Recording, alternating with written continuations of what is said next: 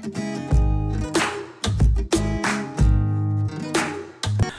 everyone, welcome back to my channel Investor Happy. Halo semua, video kali ini kita akan bahas ya salah satu emiten yang cukup bagus ya dari segi fundamentalnya, dan ini rajin bagi dividen juga ya, dan mungkin ini bisa menjadi rekomendasi saham hari ini ya. Oke, sebelum pembahasan kita disclaimer dulu ya, bahwa di sini hanya sebatas berbagi informasi, bukan ajakan untuk beli ataupun jual di emiten yang terkait di video ini. Oke ya, kita akan bahas saham Toto atau Surya Toto Indonesia. Nah, kalau kita lihat ini company profilnya, Surya Toto itu dulu joint venture ya, dari Toto Limited Jepang dengan CV Surya ya, kemudian menjadi Surya Toto Indonesia atau STI. Nah, ini untuk produksinya ya, dia produk saniter ya, seperti keran, air ya, shower dan lain sebagainya. Dan mungkin teman-teman kalau lihat produk keran terus shower dengan nama brandnya Toto lain ya, ini ya untuk produsennya. Nah, kalau kita lihat untuk shareholdernya ya, ini pengendalinya Toto Limited ini sekitar 37,9%. Berikutnya ada Multi Fortuna Asindo, ini pengendali juga, ini sekitar 29,51. Berikutnya ada Surya Paramita Abadi, ini 25,05%. Berikutnya ada masyarakat 7,5%. Jadi cukup ini ya, masyarakat tidak terlalu besar, tipis ya masyarakat di sini ya, cuma 7%. Nah, untuk IPO price-nya dulu 30 Oktober 1990, ini cukup lama ya, hampir 32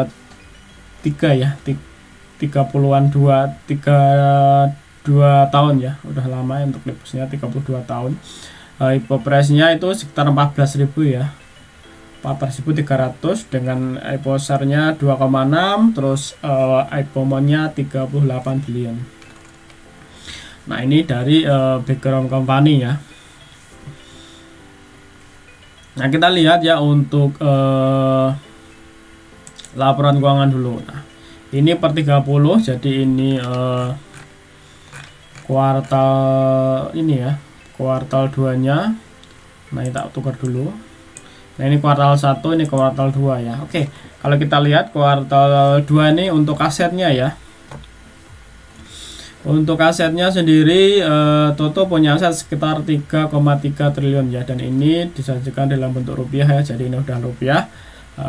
Punya aset sekitar 3,3 dengan liabilitas sekitar 1,2 ya, jadi belum ada separuhnya liabilitasnya, jadi masih oke ya, dengan ekuitas sekitar 2,1 triliun. Kalau kita bandingkan secara kuartal kemarin, ini kan kuartal 31 Desember atau kuartal keempatnya kemarin, ini naik ya sekitar 100 miliaran ya, untuk kenaikan dari ekuitasnya sendiri. Nah, untuk labanya bersih, laba bersihnya sekitar 155 ya, 155 miliar. Kalau kita bandingkan sebelumnya, ini sangat jauh ya. Sebelumnya per 30 Juni ya, dengan tahun lalu, kalau kita bandingkan secara year to year-nya, ini naik signifikan ya, dari sebelumnya 24 miliar naik ke 155.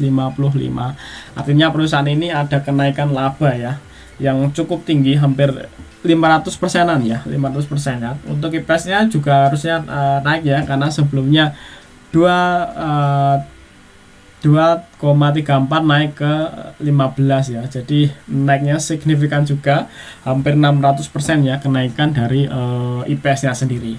Nah, untuk cash flow-nya emiten ini aman guys ya. Cash flow-nya sekitar 155 miliar. Kalau kita bandingkan sebelumnya itu 32 miliar ya.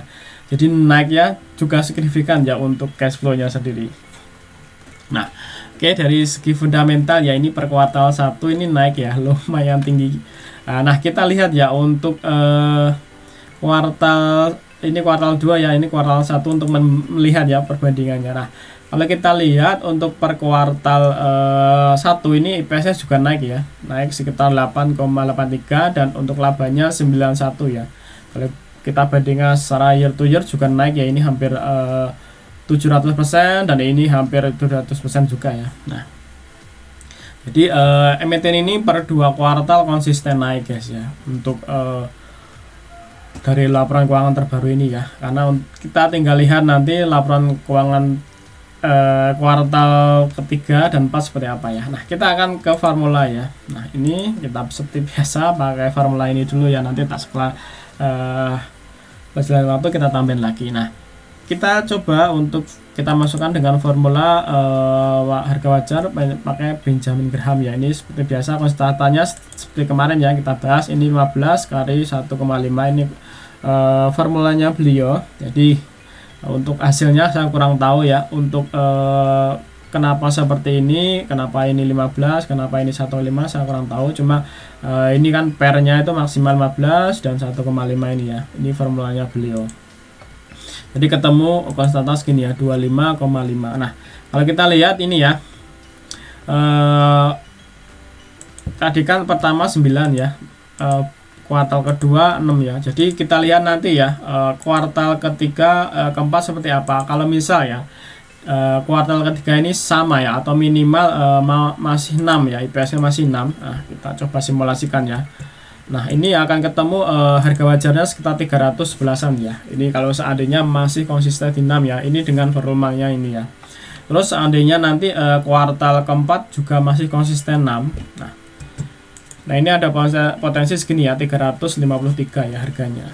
Nah, seandainya itu harganya masih konsisten di area atau IPS-nya masih konsisten 6 ya. Jadi nanti akan ada IPS sekitar 27 ya.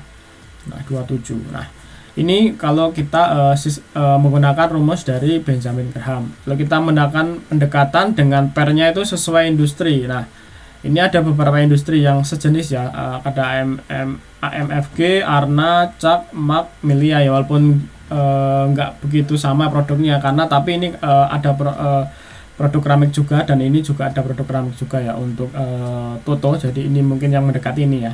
Nah, kalau kita menggunakan per ya, misalnya menggunakan pernya Arna ini Arwana ya, keramik sih untuk core business-nya, cuma di Toto kan juga ada ya untuk petapnya, untuk keramiknya kan.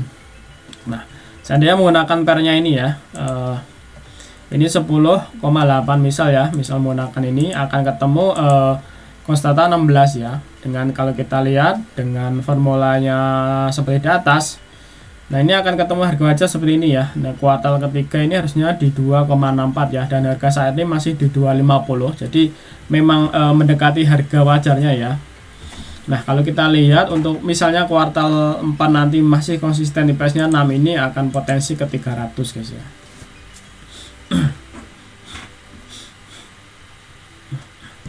Jadi masih harga wajarnya di 300 guys ya. Nah, oke, kalau kita ini menggunakan formula ini ya. Terus kalau kita menggunakan IPS dengan historical price ya. Dengan artian gini ya, 2019 tuh IPS-nya 14, dia harga tertingginya 450 ya. 2020 IPS-nya min 3, harga tertingginya 258 ya. Terus IPS 2001 16 ya, IPS-nya 16 dengan harga tertingginya 248. Nah, seandainya ini kan IPS-nya 27 ya. Seandainya ini harganya kan IPS-nya 27. Paling enggak ya harganya pasti di atas ini ya, di atas ini ataupun harganya di atas ini ya. Nah, ada dua kemungkinan ya.